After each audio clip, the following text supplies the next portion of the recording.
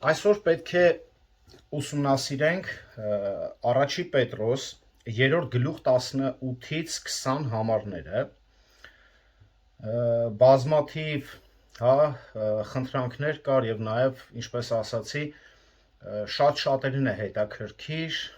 թե այս թեման, ընդհանրապես այս խոսքը ում է վերաբերվում։ Եկեք նախ կարդանք տեքստը, որը որ տեսնում ենք այստեղ, ավելի շուտ գիտեք ոնց կանենք, 18 համարից այսպես է սկսում, որովհետև Քրիստոսը նույնպես մեկ անգամ չարչարվեց մեղքի համար, որով հետևը այստեղ մենք տեսնում ենք շաղկապ, արդեն մենք տեսնում ենք շաղկապ, քանի որ մեր տեքստը սկսվում է շաղկապից, մենք ուրեմն պետք է ուշադրություն դարձնենք տվյալ շաղկապը ինչից է սկսում, ինչի համար է գալիս տվյալ տեքստին։ Ճիշտ է, ժամանակ չունենք մենք ուսումնասիրելու շաղկապը, բայց կարդանք, որից հետո անցնենք մեր գլխավոր թեմային։ Շաղկապը եկեք կարդանք 13-րդ համարից։ Ով որ կարող է ձեզ չարիք հասցնել, եթե դուք բարու հետևորդներ լինեք, իսկ եթե անգամ արդարության համար չարչարվեք,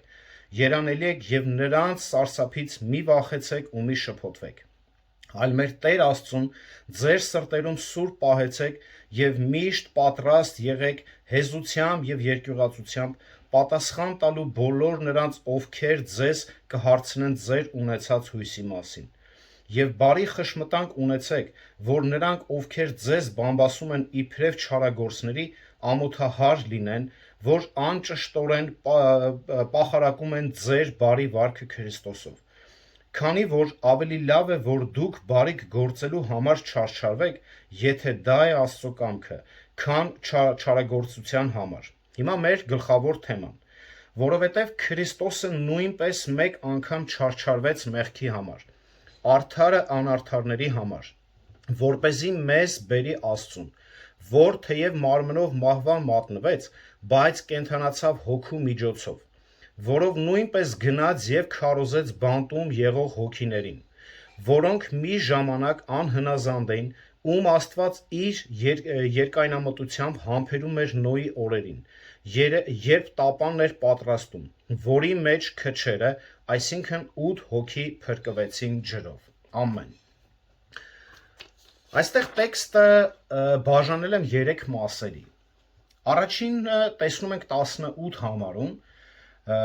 Քրիստոսի չարչարանքի նպատակը, որ արդարը իր մահով, իր չարչարանքով, մահվան միջոցով արդարներին բերի դեպի Աստծուն։ Երկրորդը տեսնում ենք արդեն 19-րդ համարում, Քրիստոսի հաղթանակի հռչակումն ենք տեսնում, փակագծերը փոքր ինչ հետո կբացեմ։ Եվ երրորդ հատվածում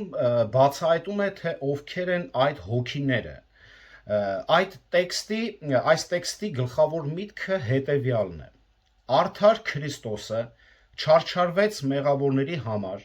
որպեսզի նրանց բերի Աստծուն եւ իր հոգով հռչակեց դիվային աշխարհին իր հաղթանակը։ Տեքստը մի քիչ փոքր ինչ բարդ է, բայց կխնդրեմ ուշադրությամբ հետևել։ Թեև Քրիստոսը շատ չարչարանքներ կրեց, մահացավ շատ ամոթալի ձևով, բայց մենք պետք է նրան երկրպագենք եւ պատմենք ուրիշներին որպես հարություն առած Հիսուսի։ Եւ մեր ուրախությունով բաժնեկցենք բոլորի հետ, որ հաղթել է թե մեղքին եւ թե մահվանը։ Այո, ոչ բոլորն են արյուն թափելու չափ պայքարում մեղքի դեմ, ինչպես ասում է Եբրայեցիների 12:4-ը, բայց հավատացյալների մեծամասնությունը չի մարտիրոսվում, ինչպես 1-ից 3-րդ դարերում, բայց դե մահանում են, որովհետև մեղքի վարձքը մահն է։ Հռոմեացիս 6:23։ Բոլոր մարդիկ մահանում են, որովհետև արժանի են դրան։ Դա արդարացի է, որովհետև բոլորն էլ մեղավոր են, բայց Քրիստոսը արժանի չէր մահվան, դա անարժան մահ էր նրա համար, բայց մեռավ մեր մեղքերի համար։ Մեր մեղքերը դարձավ Քրիստոսի մահվան պատճառը 18-րդ համարում, որովհետև նույնպես Քրիստոսը մեկ անգամ չարչարվեց, ասում է մեղքի համար։ Բայց Քրիստոսը հոժարակամբ չարչարվեց հանուն մեղավորների։ Կարդամ ձեզ մի քանի համարներ, որից հետո սկսենք մեր մեկնաբանությունները։ Հովհաննես առաջի գլուխ 29 համարում ասում է. Հաջորդ օրը Հովհաննեսը տեսավ Հիսուսին, որ գալիս էր իր մոտ ու ասաց. Ահա Աստծո գառը, որ իր վրա է վերցնում աշխարհի մեղքը։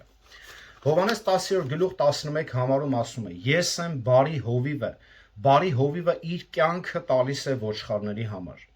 Հովհաննես 10-րդ գլուխ 15 համարում ասում է. Ինչպես հայրն է ինձ ճանաչում, ես էլ ճանաչում եմ իմ հորը եւ իմ կյանքը տալիս եմ իմ ոչխարների համար։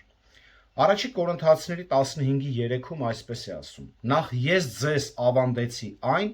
ինչ ինքս ընդունեցի, որ Քրիստոսը, Պողոսն է ասում, Քրիստոսը մեր մեղքերի համար մեռավ համաձայն գրքերի։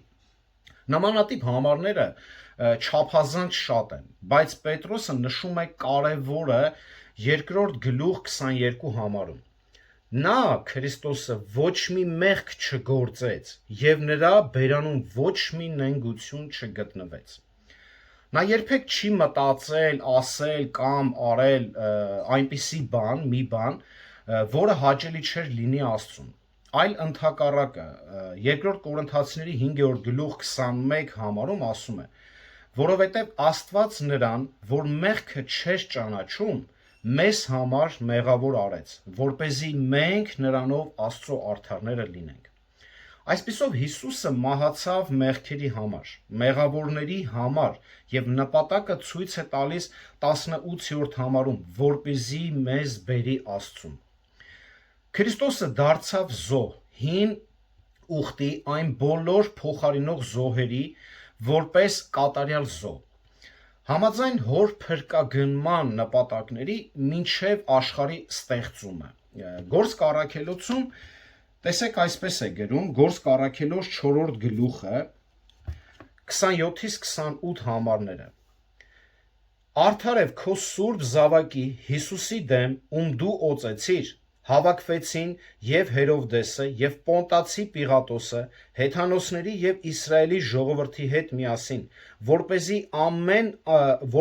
անեն այն, ինչ քո ձեռքը եւ խորհուրդը նախապես սահմանել էին, որ այս ամենը լիներ։ Նախապես սահմանել էին։ 2 Տիմոթեոս առաջի գլուխ 9-րդ համարում այսպես է ասում, որ փրկեց մեզ եւ սուրբ կոչումով կանչեց, ոչ ըստ մեր գործերի, այլ ըստ իր կամքի ու շնորհի, որ Քրիստոս Հիսուսով տրվեց մեզ հավիտենական ժամանակներից առաջ։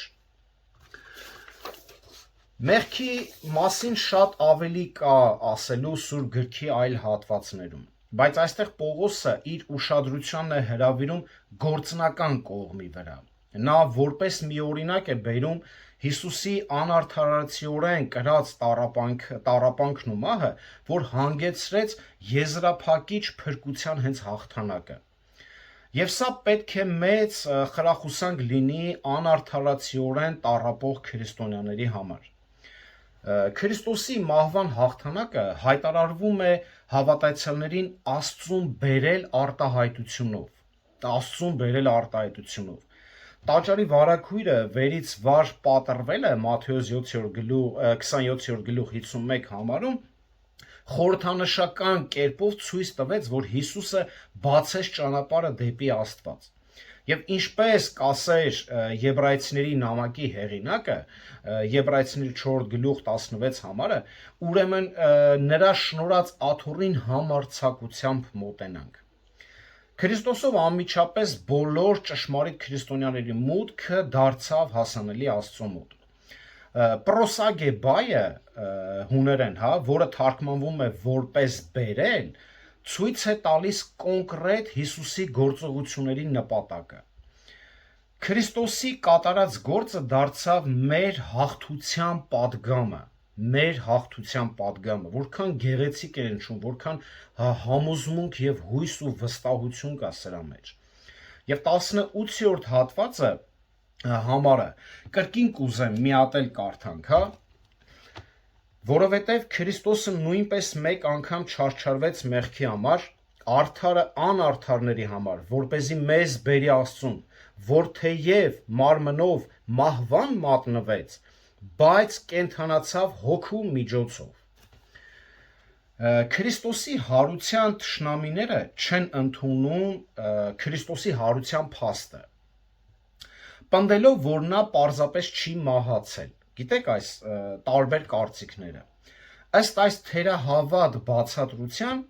նա ուղղակի այդ ցավերից ընկավ կոմայի մեջ, եւ երբ բերեցին իրան գերեզման, սառնությունից, իբրև դամբարանի սառնությունից նա ուշքի եկավ ու դամբարանից փախավ։ Պատկերացրեք ինչպիսի հիմար մեկնաբանություն։ Ուրեմն ըստ Ղուրանի նկարագրության, միգուցե Ղուրանի չի, բայց ըստ իրենց գրքերի, երևի որոշ մեկնաբանությունների, ուրեմն այսպես է ասում, ես մի անգամ մի մուսուլմանի, երբ որ քարոզում էի Քրիստոսին,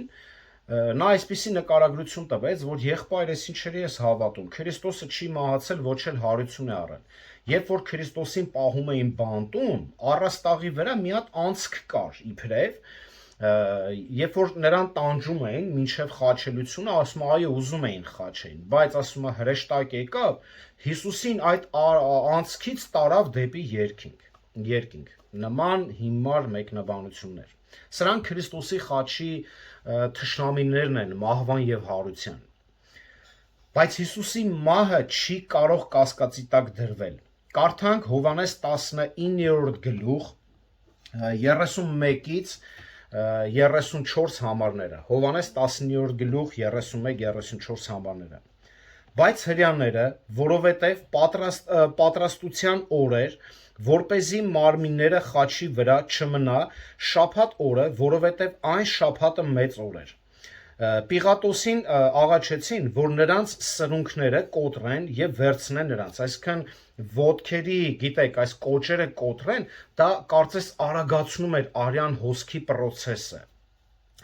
Ապա զինվորները եկան եւ առաջին սրունքները կոտրեցին Հիսուսի խաչվածի, նույնպես եւ մյուսինը, որ նրա հետ խաչված էր, բայց երբ Հիսուսի մոտ եկան, տեսան, որ նա արդեն մեռած է, նրա սրունքները չկոտրեցին, այլ զինվորներից մեկը նիզակով նրա կողը խոցեց եւ անմիջապես արյուն եւ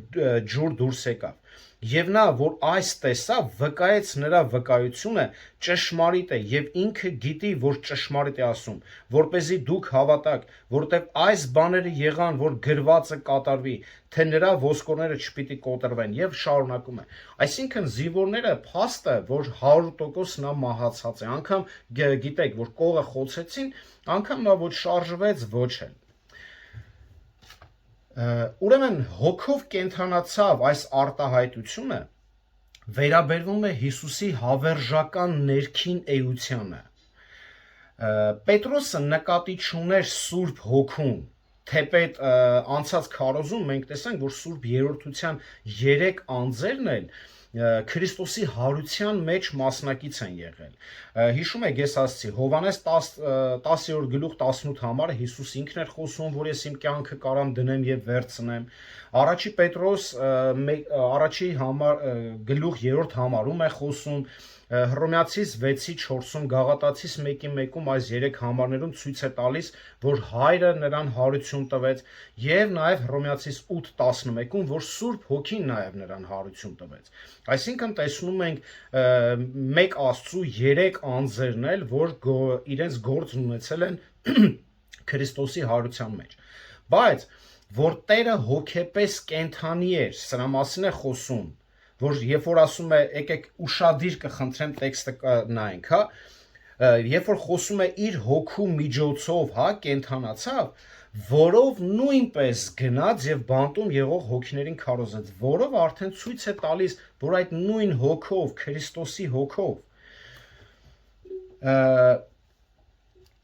նա հավերժական հոգի է, միշտ կենթանի էր նույնիսկ երբ նրա երկրային մարմինը մահացավ, բայց 3 օր անց նրա մարմինը հարություն առավ փոխակերպված, հավերժական տեսքով արդեն։ Կխնդրեմ ուշադիր, հարությունը միայն հոգևոր իրականություն չէր, այլ ֆիզիկական էր։ Այսպիսով այստեղ Պողոսը ցանկանում է ցույց տալ, որ չնայած Հիսուսի մարմինը մեռած էր, բայց նա կենդանի էր, կենդանի մնաց հոգով։ Նրա մարմինը մահացավ, բայց հոգին ավանդեց, հիշում եք, հոր ձեռքերի մեջ, Ղուկաս 23-րդ գլուխ 46 համարում։ Բայց ինչ կատարվեց այդ 3 օրերի ընթացքում, երբ Քրիստոսը մահացած էր։ Ինչ կատարվեց այդ 3 օրերի ընթացքում։ 19-րդ համարում այս որով արտահայտությունը ասացի, որ վերաբերվում է նրա կենդանի հոգուն։ Այսինքն, երբ նրա մարմինը մահացած պառկած էր գերեզմանում, բայց նրա հոգին քարոզում էր։ Երբ տեքստում Պետրոսն ասում է, որ Քրիստոսը բանտում իջավ հոգիների մոտ եւ քարոզեց, դա իրական մի վայր է գերի արարածների։ Բայց այստեղ քարոզեց բառը, այստեղ շատ ուշադիր կխնդրեմ լինեք։ Այստեղ քարոզեց բառը կերուսո բայն է, որը թարգմանվում է որպես հռչակել, հայտարարել։ Սա նշանակում է, որ Քրիստոսը հռչակեց իր հաղթանակը։ Սա Եվանգելիստո բառը չէ, որը նշանակում է ավետարանի բարի լուրը քարոզելը, այլ հռչակել իր հաղթանակը, կերուսո։ Տեսնում եք, միտքը փոխվում է արդեն։ Ամբողջությամբ կարծես ուրիշ պատկեր է ստանում արդեն տեքստը։ Ահա թե ինչ է նշանակում հուներենից անպայման, բնագրից անպայման օգտվել, հուներեն, եբրայերեն։ Հիմա փոքր-ինչ կբացատրեմ։ Երբ Սատանան հաղթանակ տարավ Ադամի եւ Եվայի կյանքում, նաեւ նրանց սերունդների, այսինքն մեղքի հակվածության մեջ գցելով ողջ սերունդին, Ծննդոց 3 գլուխ 1-ից 7 համարում է գրված, Աստված չարին խոստացավ, որ Մեսիան ի վերջո ջախջախիչ հաղթանակ պետք է տանի, թեպետ նա պետք է խայթի գարշապարը, Ծննդոց 3:15։ Ուստի Սատանան ուզում էր Մեսիայի տոհմը ոչնչացնել։ Այս հատվածը հիմա որ անցում պետք է կատարենք շատ ուշադիր։ Սատանան ուզում էր Մեսիայի տոհմը ոչնչացնել։ Սկզբում նա Կայենի միջոցով սպանեց Աբելին։ Ծննդոց 4 գլուխ 8-րդ համար։ Հետո Համանի ձեռքով ուզում էր ամբողջ Իսրայել ազգը ոչնչացնել։ Համարը Ասուրեոս թագավորին խնդրեց, որ բնաջնջի Իսրայել ազգը։ Եսթեր 3 եւ 4 գլուխներում կարող եք կարդալ։ Հետո Գողգոթայի միջոցով Հուդայի տան ամբողջ թագավորական սերունդը ոչնչացրեց, բայց Հոսաբեն գողացավ Օքազիայի որդի Հովասին եւ պահեց, որից հենց պետք է լիներ Մեսիայի սերունդը։ Երկրորդ Մնացորդաց 20-րդ գլուխ 10-ից 12 համարները։ Երբ այս բոլոր փորձերը ձախողվեցին, Սատանան փորձեց սպանել մանուկ Մեսիային։ Մատթեոս 2-րդ գլուխ 16-ից 18 համար։ Սրանում եւս ձախողվելով նա փորձեց գայթակղել Քրիստոսին, որպեսզի հրաշարվի այն առաքինությունից, որի համար որ եկել էր։ Ավելի ուշ Սատանան հրահրեց հրյա առաջնորդներին եւ ժողովրդին, որպեսզի խաչեն Տիրոջը։ Մարկոս 15-րդ գլուխ 6-ից 15 համար։ Հետո հրյա առաջնորդների միջամտությամբ զինվորներին դրդեց Հիսուսի գերեզմանի մոտ կանգնել ու հսկել, որպեսզի Հիսուս այնտեղից դուրս չգա կամ այնտեղից չփախնի, չգիտեմ, չհանեն նրան։ Եվ Հիսուսի մահից եւ թաղումից հետո դևերը հավանաբար անմիջապես տոնում էին իրենց հաղթանակը, բայց դա մի ակնթարթ էր, որովհետեւ Տերը ինքը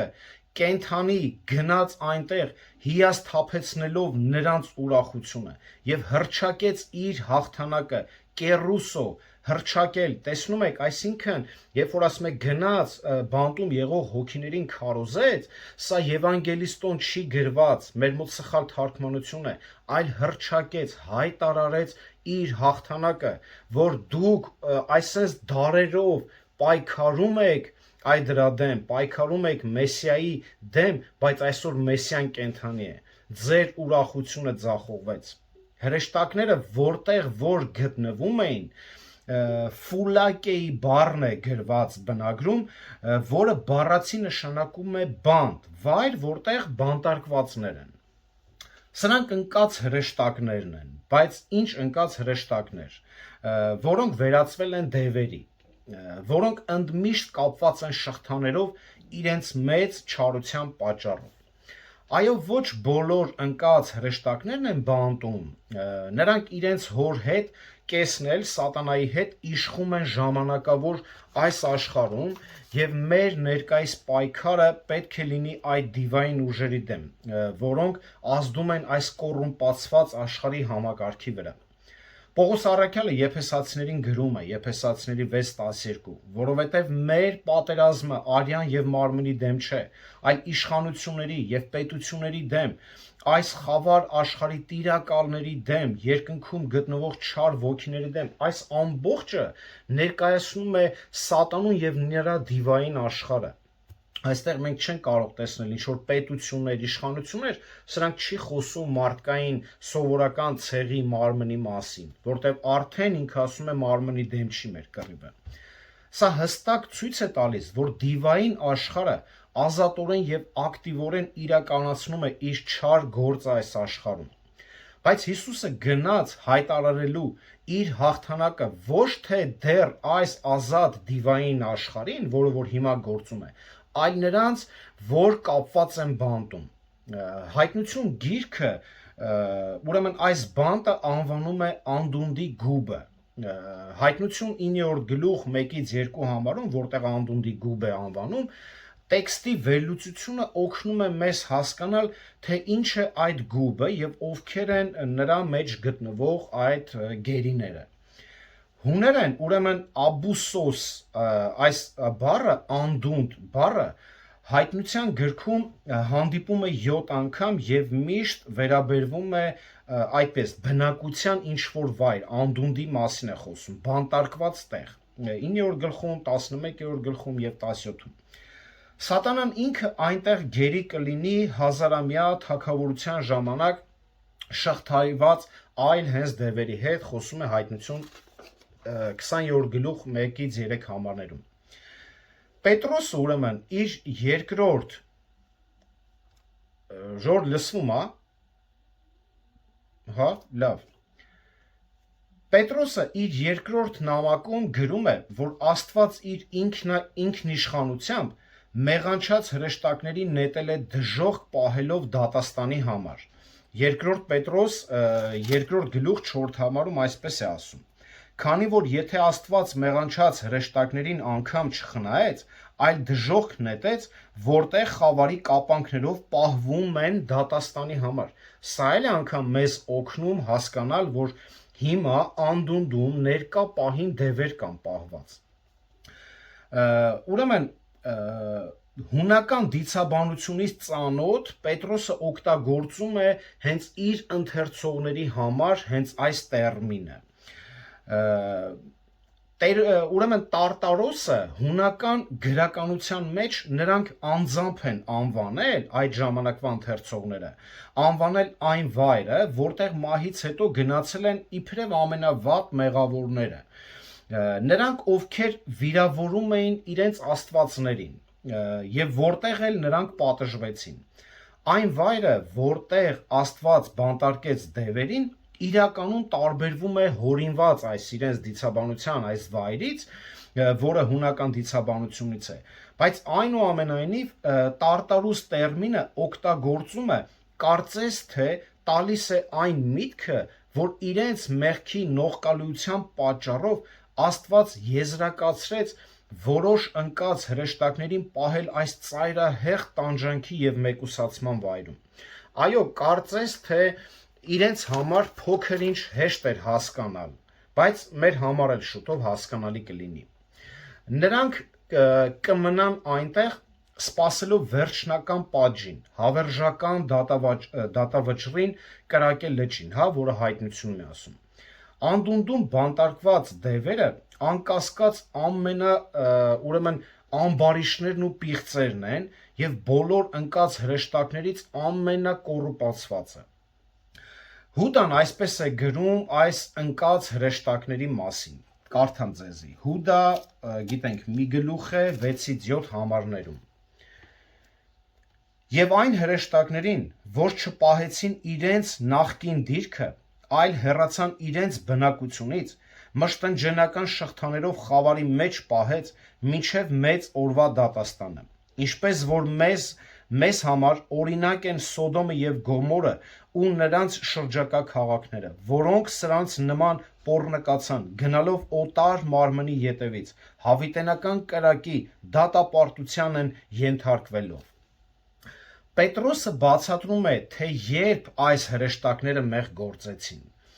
Բանտում գտնվող ոգիները նրանք են, ովքեր անհնազանդ են եղել Նոյի օրերում։ Եթե մենք ուշադիր նայում ենք Պետրոսի 20-րդ համարում մեր ընթերցածը, ցույց է տալիս, որ այս բանտում եղող հոգիները Նոյի օրերում են այս մեղքը գործել, Նոյի օրերից էլ պահված են։ Սրանք դևեր են, ովքեր ապրել են կանանց հետ։ Հիշում եք, երբ Գերգեսացի դիվահարից տերը դևեր հանեց ու հարցրեց նրան, ինչ է քո անունը, ասեց լեգիոն է իմ անունը, որովհետև ասում են նրա մեջ շատ դևեր կան։ Ուրեմն հետո տեսնում ենք նրա խոսակցությունը, երբ որ Քրիստոս նրան հարց է տալիս, նա ինչ է ասում, եւ նրան խնդրում էին դևերը, որ իրենց չհրամայի գնալ անդունդի գուբը։ Սա ենթադրում է, որ այլ դևեր էլ են բանտարկվել այնտեղ Ծննդոց գրքից 6-րդ գլխի իրադարձություններից հետո, որին փոքր-ինչ պետք է անդրադառնանք։ Եվ Պետրոսը ուրեմն ապստամբած դևեր է անվանում նրանց, որոնց էլ Քրիստոսը հռչակեց հենց իր հաղթանակը։ Իրենց անհնազանդությունը Աստծո հավիտենական պատժի պատճառն է եւ եզրակացությունը, որը հատկապես կապված է Նոյի օրերում տեղի ունեցած մի բանի հետ։ Որն է այս անհնազանդության բնույթը, որը հանգեցրեց նման լուրջ անդառնալի հետևանքների։ Պետրոսի ընթերցողները ամենայն հավանականությամբ ծանոթ էին այս դևերի ուրեմն կատարած կոնկրետ մեղքի հետ, քանի որ առաքյալը կարճ է ցույց տալիս Նոյի օրերը, որոնք էլ հասկանում էին, որ խոսքը գնում է հենց Ծննդոց 6-րդ գլուխ 1-ից 4 համարների մասին, որը խոսում է դևերի այս անհնազանդության մասին։ Սատանան եւ նրա դևերը ապստամբեցին Աստծո դեմ եւ Սատանան հաջողության հասավ։ Եդեմի պարտեզում եւ նրա դիվային ուժերը քրտնաջան աշխատում էին նպաստելու չարի զարգացման այս աշխարհում։ Ծննդոց 6-րդ գլխի պատմությունը նկարագրում է թերևս ամենասարսափելին, որը Աստծո կողմից հաստատված էր ամուսնության այս ինստիտուտի դեմ։ Ամուսնության եւ ծննդաբերության վրա դիվային արձակումները աղետալի հետևանքներ բերեցին մարդկանց սերունդների վրա, այն որ Աստծո կողմից խոստացվեց, ստեղծվեց, որ պետք է սիրեին իրար համար հայր եւ մայր պետք է թողնեին, աճեն եւ շատանային, այս հրեշտակները պղծեցին այն։ Աստծո որդիներ արտահայտությունը եբրայերեն ուրեմն բենե հայելոհիմ արտահայտությունն է, որը հին ուխտի շատ վայրերում միշտ վերաբերվում է հենց հրեշտակներին։ Հոբի 1:6-ում է խոսում, ընդ Սաղմոսների մեջ է խոսում։ Եվ այս երկնային հրեշտակները նույնպես երկրային կանանց հետ վարելով անբարոյական այլասերված կյանք մեղանչեցին հենց Աստծո դեմ։ Իմիջիայլոց սա առաջին հիշատակումն է Սուրբ գրքում դիվահարության մասին, որ դևերը մտան մարդկանց մեջ։ Այս անսուրբ ոգիները գրավում էին կանանց, որոնց նրանք ինչ-որ այլասերված եւ անառակ իմաստով գեղեցիկ էին անվանում։ Եբրայերեն լակահ բառը նկարագրում է ամուսնական միությունը։ Ծննդոց 4-րդ գլուխ 29 համարում եւ տարբեր տեղեր։ Ոչ թե բռնաբարություն կամ պոռնկություն։ Այսինքն նրանք ամուսնացել են նրանց հետ, այսինքն այս հրեշտակները ամուսնացել են մարդկային սերունդի հետ եւ այդպես էլ ծնվել են հենց հսկաները։ Բնականաբար հարց է առաջանում, ինչպես կարող են հոգևոր էակները ամուսնանալ կանանց հետ։ Դա հնարավոր է դառնում, եթե նրանք բնակվեն մարդկանց մեջ։ Պետք է կարդանք 1-2 համարներ, որպեսզի հասկանանք, որ իրոք կարող են դևերը ուղղակի մտնել մարդկանց մեջ։ Ծննդոց 19-րդ գլուխ, առաջի եւ 5-րդ համարները, 19-րդ գլուխ։ Եվ երկու հրեշտակները երեկոյան եկան Սոդոմ, եւ Ղովտը նստած էր Սոդոմի դարպասի մոտ։ Ղովտը տեսնելով նրանց վեր կացավ, գնաց նրանց ընթառաջ եւ երեսնի վայր խոնարհվեց մինչեւ գետին։ Տեսեք, այստեղ ասում է երկու հրեշտակ տեսավ։ Այդ հրեշտակները եթե հոգի են, իրանց անհնար է տեսնելը։ 5-րդ համարը տեսեք ինչ է ասում։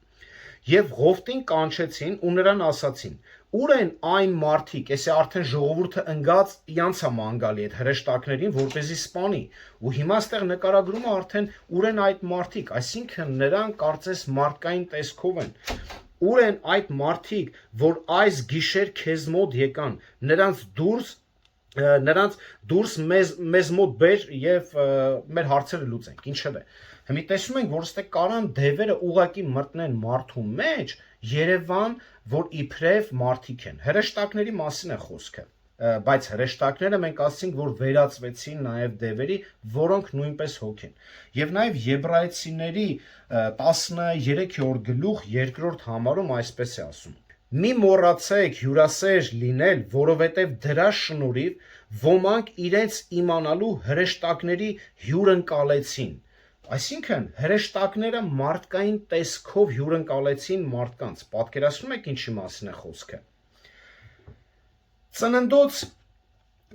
6-րդ գլուխ, ուրեմն 5-ից 7 համարներում նկարագրում է Աստծո բարկությունը այն ամենի վերաբերյալ, բայց պետք է կարդանք Ծննդոց հենց 6-րդ գլուխ 1-ից մինչև 7-րդ համարները։ Երբ է այս ամենը տեղի ունեցել։ Եվ եղավ, երբ մարդիկ սկսեցին բազմանալ երկրի վրա եւ աղջիկներ ունեցան, Աստծո որդիները, այստեղ հենց նկարագրում է այդ հրեշտակներին։ Աստծո որդիները, տեսնելով մարդկանց աղջիկներին, որ գեղեցիկ էին, իրենց համար կին էին առնում նրանց, որոնց ընտրում էին։ Եվ Տերն ասաց. Իմ հոգին մարդու հետ միշտ չի մարտնչելու, քանի որ նա նաև մարմին է, թող նրա օրերը 120 տարի լինեն։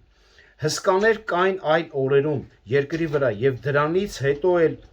երբ Աստծո որդիները մարդկանց դուստրերին էին մերձանում եւ նրանք իրենց համար երեխաներ էին բերում, սրանք հզոր մարդիկ դարձան, որոնք հնուց ի վեր անվանի էին։ Սա հենց այդ մարդիկ են եւ այստեղ տեսնում ենք արդեն Աստծո բարկությունը։ Եվ Աստված տեսավ, որ մեծ է մարդկանց չարությունը երկրի վրա, եւ նրանց սրտի խորհուրդները բոլոր գաղափարները չար էին ամեն օր։ Այն ժամանակ Տերը զղջաց, որ մարդկանց ստեղծեց երկրի վրա եւ տրտմեց իր սրտում։ Եվ Տեր Աստվածն ասաց. երկրի երեսից ջնջելու է մարդուն, որին ստեղծեցին մարդուց մինչև անասունը, մինչև սողունը եւ մինչև երկնքի թռչունը, որովհետեւ զղջում եմ, որ նրանց ստեղծել եմ։ Իմ իջայլոց ասեմ, շատ կարևոր է, հա, այստեղ զղջում բառը բնագրում չի գրված, հենց զղջում։ Այսինքն ոնց, ստացվում է, որ Աստված չէր հաշվարկել ինչ պետք է լինի, հիմա ստեղծեց, անակնկալի եկավ, բնագրում գրված է, ոչ թե Աստված զղջաց, որ մարդ ստեղծեց, Աստված ցավը զգաց, սրանք տարբեր հասկացողություններ են։ Ցավը զգաց, որ ստեղծեց մարդուն, իր կերպարով, ռունգերին իր շունչը փչեց, բայց այսօր մարդիկ ապստամբեցին։ Ահա թե ինչն էր պատճառը ջրեղեղի։ Տեսնում եք։ Ուրեմն այս չար դիվահար մարդիկ վերարտադրել են համապատասխան սերունդ, ներսից փչացած եւ դրսից ենթակա միայն ոչնչացման։ Ուրեմն շարունակենք կարդալ Ծննդոց 6-րդ գլուխ 11-ից 13 համարը։ Ուրեմն երկիրն Աստծո առջև ապականվել էր եւ երկիրը վայրագությամբ էր լցվել եւ Աստված նայեց երկրին եւ ահա այն ապականված էր, որովհետեւ ամեն մարմին ապականել էր իր ճանապարհը երկրի վրա։ Եվ Աստված ասաց Նոյին. եկել է բոլոր մարմինների վերջն իմ առաջ, որովհետև երկիրը նրանց պատճառով վայրագությամբ է լցվել, եւ ահա ես նրանց կործանելու եմ երկրի վրա։ Փաստը, որ թե ինչու համար Աստված բերեց ոչ թե միայն այդ հրեշտակների, ոչ, այլ ամբողջ աշխարհն էր պղծվել։ Եվ Աստծո բարկությունը մարդկանց վրա հասավ ջրեղեղի հենց պատճով, երբ Աստված կործանեց բոլոր այս պիղծ ժողովրդին բացի 8 հոգուց։ Եվ այդ օրերին մինչ օրս, այդ օրերից սկսած մինչ օրս շղթայված են այս դիվային աշխարհը անդունդի այս գուբի մեջ եւ պահվում են մեծ դատաստանի համար, որոնց հավիտենական պատիժը կլինի հավիտենական կրակելիճը։